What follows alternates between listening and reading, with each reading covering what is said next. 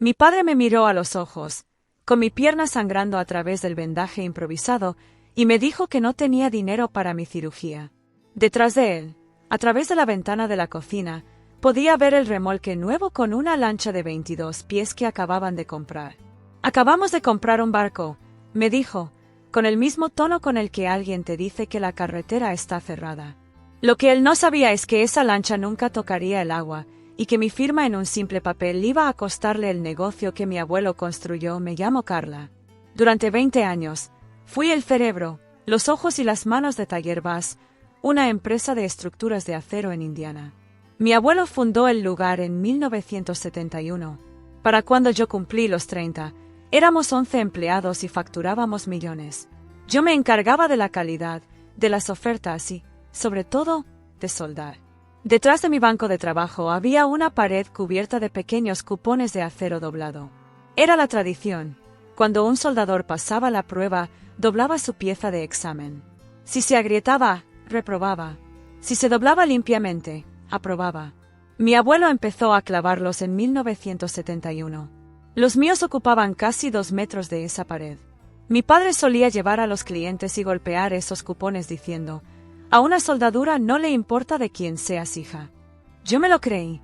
Fue mi primer error. Todo cambió un jueves por la mañana. Yo estaba revisando una junta gruesa cuando la estantería del almacén, una que yo había reportado como insegura 2 veces, cedió. El sonido de los tubos de acero cayendo es algo que no se olvida.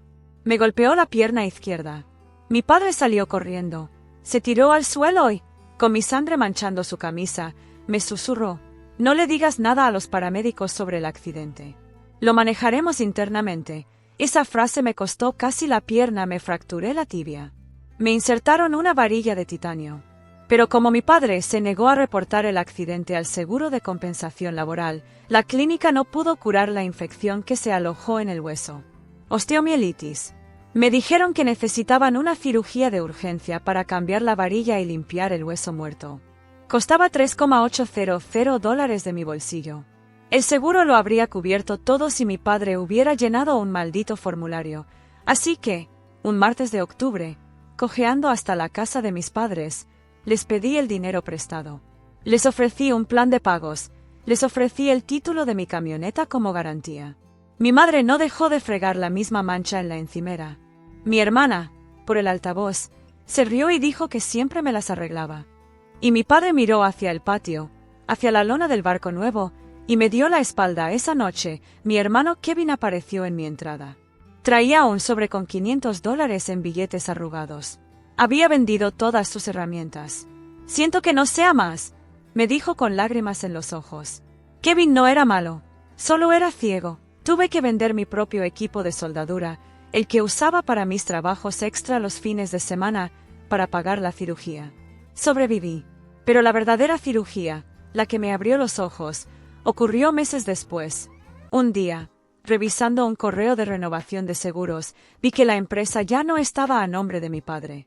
Había sido transferida en junio, mientras yo estaba en muletas y la infección me consumía la pierna. El único socio era Kevin. Fui al taller. Mi padre estaba en la oficina. Le pregunté por qué.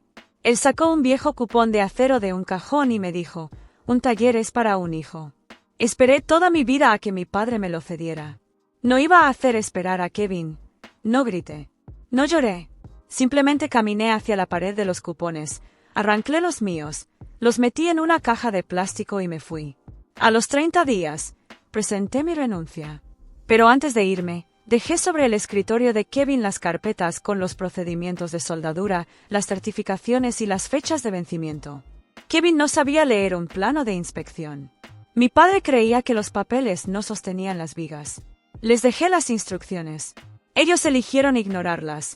Abrí mi propio taller, pequeño, con goteras en el techo. Pero la verdadera historia, la que me mantiene despierta a las 4 de la mañana, ocurrió un año después.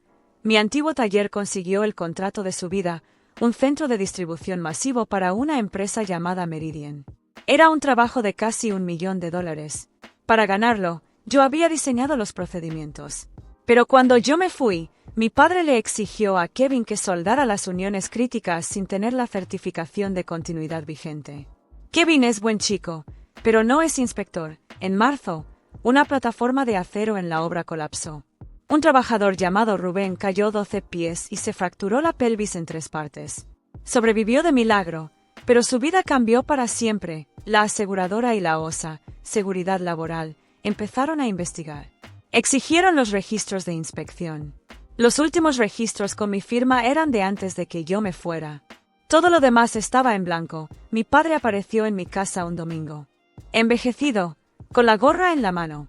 Me ofreció el taller, los 14 acres. Todo. Solo firma los papeles de Kevin, Carla. Diles que tú lo aprobaste.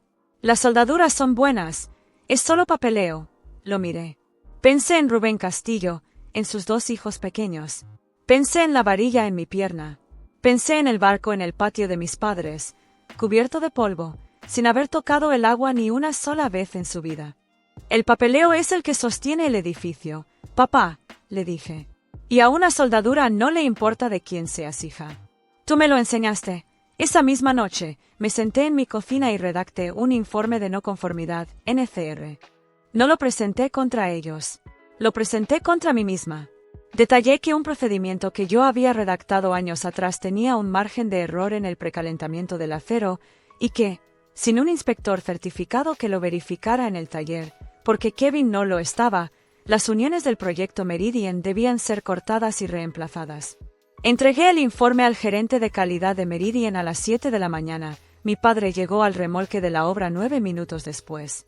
Leyó el informe, lo tiró al suelo frente a todos y me gritó que acababa de arruinar a la familia.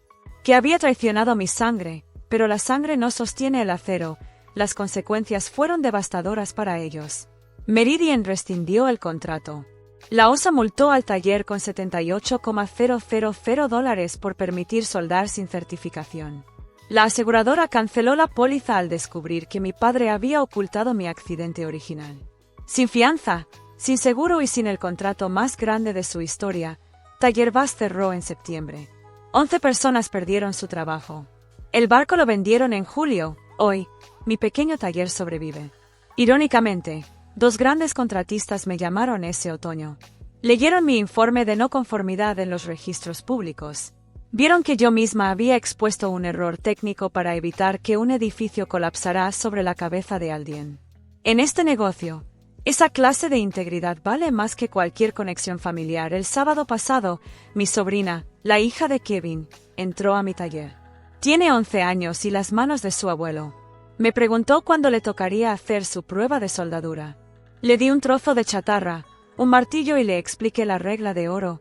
El metal tiene que doblarse y quedarse cerrado.